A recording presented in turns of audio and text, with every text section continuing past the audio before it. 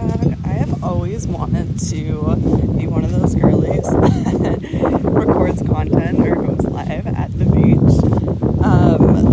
Every time I'm at the beach, I'm like, I don't want to be on my phone. And whenever I'm recording content, I'm usually like, how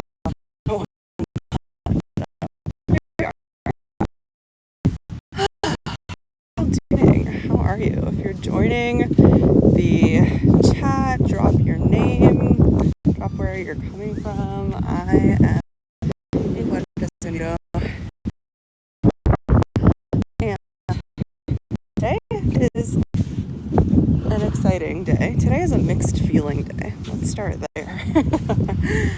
I finally booked my flight back to Canada, the homeland, the motherland, and specifically to my home province, way out in the far east lands of rural New Brunswick. And when I tell you it was a process, I'm not lying. Also, my phone is at 5%, so if this cuts off unexpectedly, that's what happened.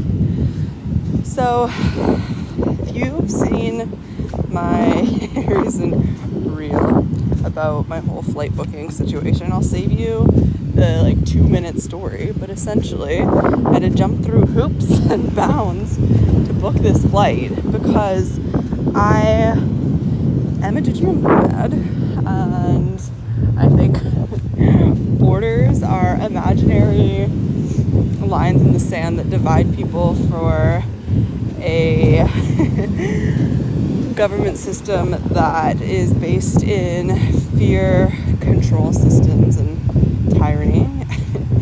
And people are much easier to control when they are divided. So anyways, I've lived in a bunch of different provinces, a bunch of different countries, so I'm not keeping up to date with my documents or my phone numbers or my email addresses because they're changing all the time, and sometimes I just don't give a fuck to register myself in the system because either A, I'm not using the services, or B, it wouldn't make sense because I'm not in a location for long enough to go through the process, or I don't have a permanent home address that you need to do the whole process, right? So what's my point?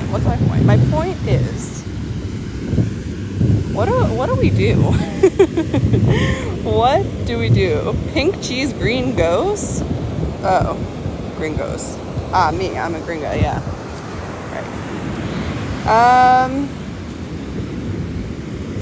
don't know what pink cheese means, but anyways, it'll be interesting when I do go back to Canada and my TikTok maybe resets, because I always am broadcasting to, it seems like, Latino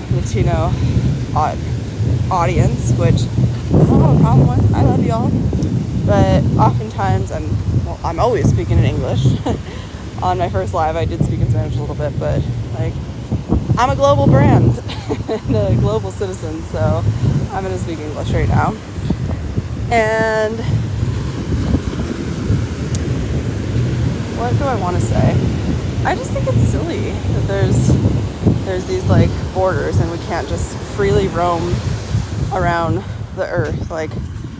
Why?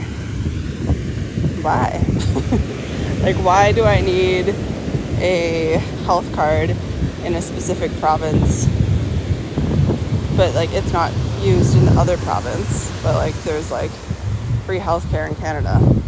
What? Why does my driver's license have to be in the province that I live in, but then if I'm in another country, it doesn't even matter? And phone numbers for accounts, I'm not gonna have the same phone number when I created the account as when I need to use it. So, I feel like the more and more crazy these control systems get, the more and more people that are choosing to live outside of the system or, have access to being more of a global citizen are going to be